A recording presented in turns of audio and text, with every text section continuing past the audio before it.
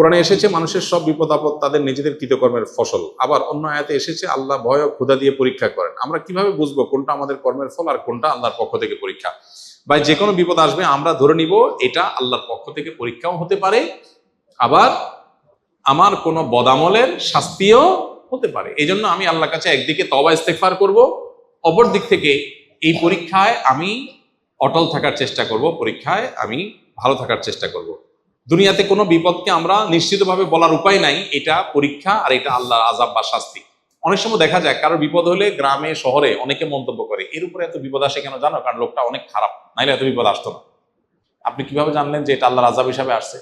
এটা নবী রাসূলরা শুধু বলতে পারেন, তাদের কাছে ওই আসে, তারা বলতে পারেন যে এই বিপদটা আল্লাহর পক্ষ থেকে আযাব আর এটা আল্লাহর পক্ষ থেকে পরীক্ষা। আমরা যেহেতু নবী রাসূল আমরা জানি না, এই জন্য আমরা দুইটারই সম্ভাবনা আমাদের কাছে থাকবে। এটা হতে পারে পরীক্ষা, হতে পারে আল্লাহর আযাব। এই জন্য আল্লাহর আযাব হিসাবে আমরা ইস্তেগফার করব, আবার পরীক্ষা হিসাবে পরীক্ষা অটল থাকার চেষ্টা করব। শাহজালাল রহমতুল্লাহ আলাইহি মাজারের দান বাক্স সিলগালা বসলো প্রশাসনের নতুন দান বাক্স, এই উদ্দেশ্যকে আপনি কিভাবে দেখছেন? মাজারের দান বাক্সে যে পরিমাণ টাকা, কয়েকদিনের দান বাক্সে যে পরিমাণ টাকা উঠছে, কত লাখ টাকা জানি উঠছে? 17 লাখ টাকা। কয়দিনে? 3-4 দিনে। সুবহানাল্লাহ। তাহলে মাসে কত টাকা হয়? তাহলে বছরে কত কোটি টাকা হয়? এই টাকাগুলো কই যায়? অবশ্যই এই টাকার তসরুপ বা এই টাকা আপনার তথাকথিত খাদেমরা বা পেছনে থাকা লোকেরা যদি এই টাকা ভোগ করে টাকা পয়সা উড়ায় বা টাকা অন্যায়ভাবে আত্মসাৎ করে, তো সেখানে তো প্রশাসনের কাজ করাই উচিত। প্রশাসন তো এমন এই কাজ যদি সেটাকে দমন করার জন্য হয় এবং এটা প্রপার ইউজের ব্যবস্থা করা হয়, তাহলে এটা প্রশংসনীয় কাজ, অবশ্যই প্রশংসনীয় কাজ। আমাদের দেশে মানুষ কত সহজ সরল। আমরা মাজারে টাকা দেই। মাজারে কেন টাকা দেই? বিপদ দূর হওয়ার জন্য না? মাজারে টাকা দিলে মনের আশা পূরণ হবে, বিপদ দূর হবে। এতে কোরআন বা হাদিসে কোথাও আছে? নাই, কিন্তু আমরা দিচ্ছি। বহু মসজিদ টাকার অভাবে বানানো যাচ্ছে না, বহু মাদ্রাসা টাকার অভাবে ছেলেরা বাচ্চারা খাবার পাচ্ছে না, বহু গরিব মানুষের বাসায় খাবারের ব্যবস্থা নেই, বহু বেকার সামান্য একটু টাকার জন্য বেকারত্ব দূর হচ্ছে না। অথচ মাজারে গিয়া লাখ লাখ কোটি কোটি টাকা মানুষ ঢেলে দিচ্ছে মিথ্যা আশায় যে এখানে দিলে আল্লাহ আমার সমস্যা দূর করে দিবে। আল্লাহ তো বলেন নাই। শাহজালাল সাবরান রহমতুল্লাহ আলাইহিমা তারা নিজেরাও জীবদ্দশা বলেন নাই যে আমাদের মারা যাওয়ার পরে আমাদের কবর পাশে টাকা ঢেলে দিলে তোমাদের কাজ হয়ে যাবে। তারা বলছেন কোথাও? কেউ দেখাতে পারবে? তাহলে এটা একটা ব্যবসা, এটা একটা কি ব্যবসা। অতএব এই আত্মসাৎ বন্ধের উপায় অবশ্যই প্রশংসনীয় যদি সেটার সঠিক ব্যবহার করার উদ্যোগ নেওয়া হয়।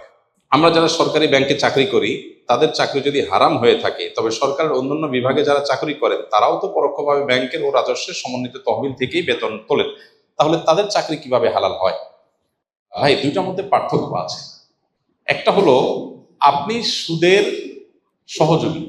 নবী করিম সাল্লাল্লাহু আলাইহি ওয়াসাল্লাম বলেছেন, লাআনাল্লাহু আকিলার রিবা ওয়া মুকিলাহু ওয়া কাতিবাহু ওয়া শাহিদাইহি।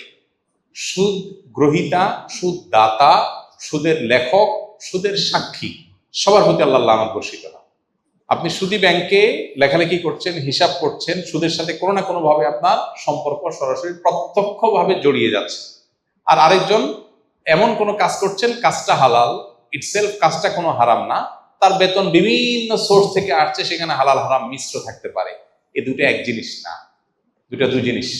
সরাসরি আপনি কোনো হারামের সহযোগিতা করলে সেটা অবশ্যই হারাম এবং তার জন্য আল্লাহর কাছে দায়ী হতে হবে, গুনাহগার হতে হবে।